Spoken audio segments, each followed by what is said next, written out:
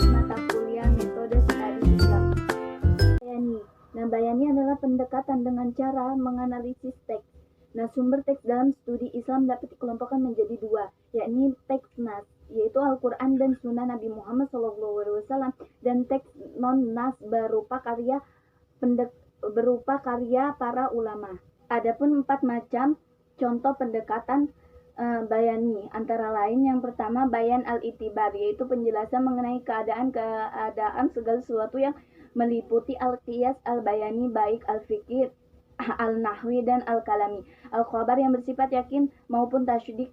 Bayan al-itiqad, yaitu penjelasan mengenai segala sesuatu yang meliputi makna hak, makna musyabihah, dan makna batil. Yang kedua, bayan al-ibrah yang terdiri dari al-bayan al-zahir yang tidak membutuhkan tafsir. Yang ketiga, al-bayan al-batin yang membutuhkan tafsir, qiyas, istidlal, dan khobar. Yang keempat, bayan al-kitab, maksudnya media untuk menukil pendapat-pendapat dan pemikiran dari khotib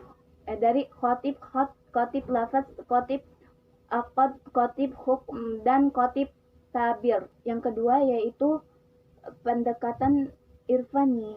Nah, irfani adalah pendekatan pemahaman yang bertumpu pada instrumen pengalaman batin, dohrik, qalb, widjah, basyirah, dan intuisi. Contoh pendekatan yang digunakan ada dua, yaitu pertama, manhaj kasyafi, disebut juga manhaj ma'rifah irfani, yang tidak menggunakan indera atau akal, tetapi kasab dengan riyadah dan mujahadah.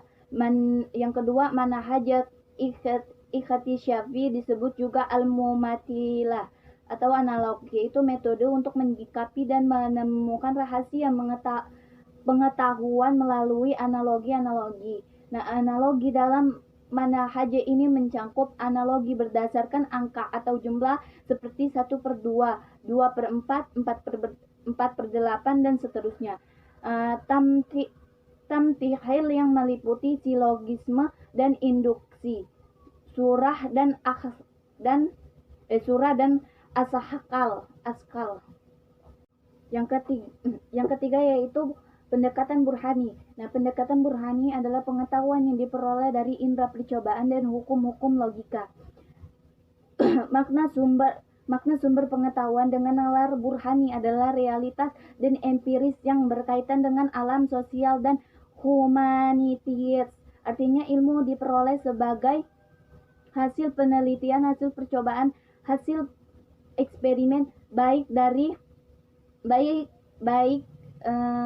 di laboratorium maupun di alam nyata, baik yang bersifat alam maupun sosial. Karena burhani menjadikan realitas dan teks sebagai sumber kajian, maka dalam pendekatan ini ada dua ilmu penting, yaitu ilmu al-lisan. Yang pertama membicarakan lafaz-lafaz, kaifiyah, susunan, dan rangkaiannya dalam ibarat-ibarat yang dapat digunakan untuk menyampaikan makna, serta cara merangkainya dalam diri manusia. Nah, tujuannya adalah untuk menjaga lafaz al-dalalah yang dipahami dan menetapkan aturan-aturan mengenai lafaz tersebut.